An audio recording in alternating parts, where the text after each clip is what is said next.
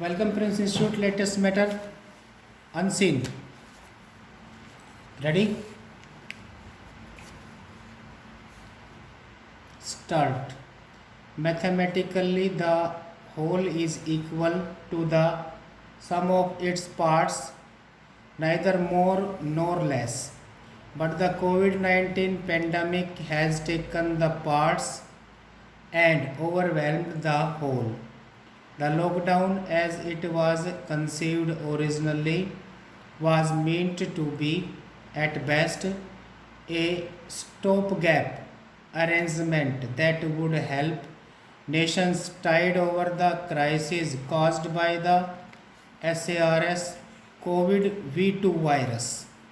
But as the days rolled on and the lockdown moved on from phase to phase, it has caused a paralysis in general health care.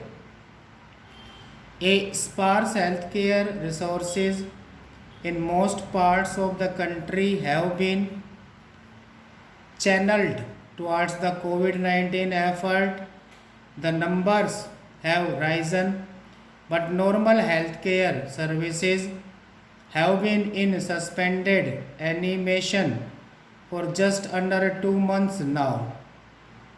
A staff running several national health programs and state health missions, besides healthcare workers from tertiary hospitals down to the primary health centers, have been diverted to Butterness public health efforts in the COVID 19 battle.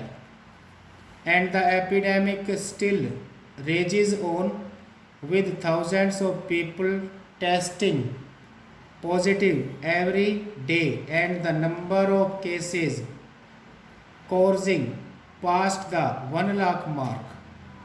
Lockdowns have been partially lifted in some areas, and in others, in mere semblance of normalcy has returned. As conditional movement has been allowed, people traveling across states bring positive cases to states or districts that have remained case free for a while now. But the time has now come for the country to attempt an equipoise of sorts, balance the different requirements of health care along with efforts to continue to fight COVID 19. While healthcare services themselves have been on the back foot for non COVID 19 conditions, except in emergencies across two, for the bulk of the population has been hampered by the non availability of public transportation. Recent data culled from the National Health Mission pointed to less than normal coverage in key areas such as immunization, institutional deliveries, further delay or failure in delivering life saving drugs to persons with HIV,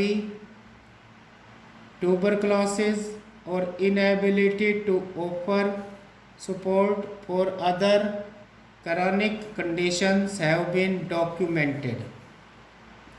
The usually robust private health system, which caters to various segments of the population, also took a back seat or played a supportive role.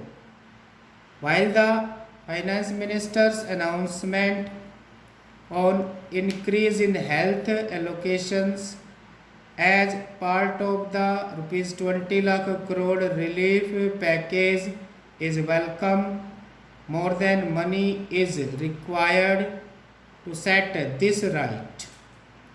If life after COVID 19 is not to be worse than life before the pandemic, the governments need to ensure that the country's multi-layered health system is not sacrificed at the altar of one virus.